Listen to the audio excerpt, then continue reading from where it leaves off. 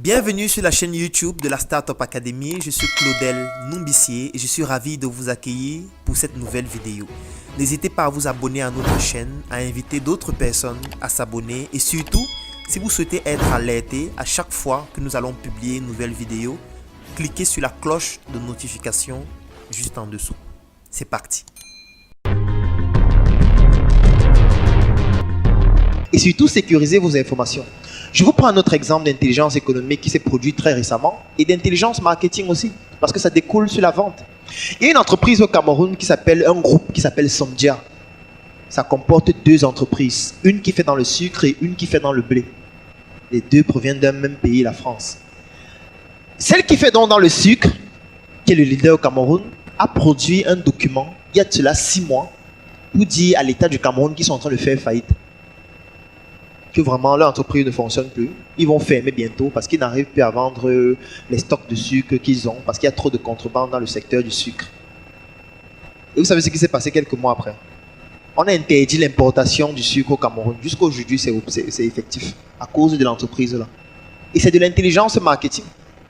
Ça veut dire on a un pouvoir économique, on l'utilise pour influencer un décideur à travers une information selon laquelle on va faire faillite. Et si on fait faillite, on est en période électorale. Dans une ville, ou plutôt dans deux villes, où 90% des personnes qui sont dans ces villes ne travaillent que dans notre entreprise. Ça veut dire que si on ferme, ils vont descendre dans la rue. C'est ça qui va se passer. Donc on utilise donc ça pour pousser l'État à interdire l'importation du sucre. Quand on interdit l'importation du sucre, qui est victime? C'est le consommateur, c'est nous qui sommes victimes. Parce que nous, on profitait de cela parce qu'il y a certains opérateurs économiques qui importaient du sucre. Ça fait qu'il y a maintenant un monopole qui peut mettre le prix qu'il veut. Et c'est toujours le consommateur qui est le perdant au final. Ça veut dire que l'État prend une décision qui est contre notre intérêt pour l'intérêt d'un étranger. Parce qu'il a le pouvoir économique. C'est pour ça que je suis d'accord, l'argent ne fait pas le bonheur. Moi, je sais. Tout le monde le sait. Bon, la pauvreté aussi ne fait pas le bonheur en passant. Donc, il faut l'argent. C'est vital. Donc, il faut chercher l'argent comme si la vie en dépendait. Tous les jours, chaque instant, il faut chercher l'argent.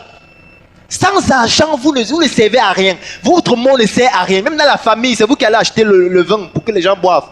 Vous n'êtes rien sans argent. Et ce n'est pas seulement pour avoir de l'argent, parce que ça pousse à avoir de l'influence. Si on n'a pas d'influence aujourd'hui, c'est parce qu'on n'a pas d'argent. Si on n'a pas d'influence, c'est parce qu'on ne représente rien. C'est parce que les gens savent qu'on ne peut rien faire. Moi, j'aime souvent prendre l'exemple avec les Chinois. Avant, on les appelait les jaunes. On appelle les Chinois les jaunes. Vous avez encore entendu parler des jaunes depuis? Il n'y a plus les jaunes parce que l'argent. Parce que les Chinois entrent dans les entreprises de toutes les structures européennes. Ils sont entrés dans le capital de Total. Maintenant, eux, ils gagnent de l'argent avec l'argent que Total gagne. Ils ont acheté tout Orange en Autriche. Ils sont entrés dans le capital de Peugeot. Ils sont entrés dans le capital de Daimler. Ils sont actionnaires majoritaires. Je veux dire, ils ont l'argent, ils influencent. Ils ont voulu acheter MoneyGram. Donald Trump a refusé. C'est parce qu'ils ont l'argent. On ne regarde plus qu'ils sont jaunes. Nous, on va tout voir qu'on est noirs. On est des idiots, des cancres, parce qu'on n'a pas le pouvoir économique. C'est de ça qu'il s'agit. C'est de ça qu'il s'agit. Et on ne peut pas être puissant si on ne travaille pas ensemble. C'est pour ça que j'aime dire nous sommes tous des ignorants, mais nous n'ignorons pas tous la même chose. C'est pour ça qu'on a l'obligation de travailler ensemble. Vous ne pouvez pas devenir puissant seul. Ça n'est pas possible. Qu'importe votre compétence. C'est pour ça que la formation Vendeur 3.0 doit vous donner des outils pour pouvoir transcender votre secteur d'activité, mais dans un long terme, ou plutôt dans un moyen terme, vous mettre ensemble en réseau. Un bon vendeur a toujours des réseaux. Au lieu d'être 4 où vous produisez chacune du piment, je parle du fruit, pas de l'autre. Il faut mieux vous mettre ensemble et faire un seul piment, une seule marque, où tous vos moyens permettent de faire un produit qui est plus compétitif, qui est plus beau, qui permet de toucher à d'autres marchés, où vous faites de la négoce internationale pour le vendre à l'étranger. Au lieu d'être chacun en train de faire le même produit, être tous médiocres. C'est aussi ça un bon vendeur. C'est quelqu'un qui comprend qu'en même étant avec les autres, on sera plus puissant. En même étant dans ce réseau, on pourra s'étendre plus rapidement. Au lieu de vouloir dire que je suis seul, je vais faire mes trucs seul et développer dans l'obésité de l'inconsistance intellectuelle.